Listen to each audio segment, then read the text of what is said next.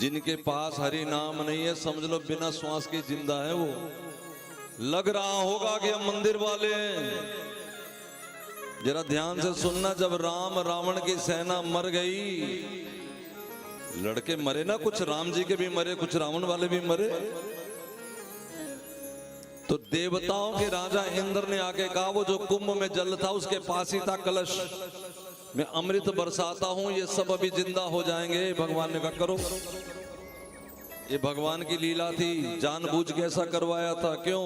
जब उसने अमृत बरसाया तो राम जी की सेना तो जिंदा हो गई, लेकिन रावण की सेना तो मुक्त हो गई थी महाराज। रावण की सेना मुक्त हो गई, राम की सेना फंसी हुई थी, इसलिए दोबारा जिंदा किया गया।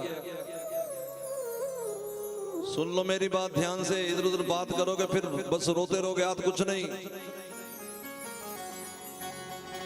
राम की सेना फंस गई, रावण की सेना निकल गई। क्यों?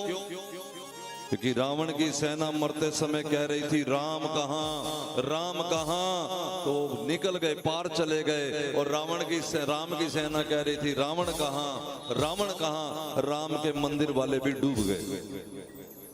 समझ आ रहा है? नाम जपना शुरू करो, कम से कम कल भी कहा था 1/3 ऑफ द डे, यानी 8 घंटा।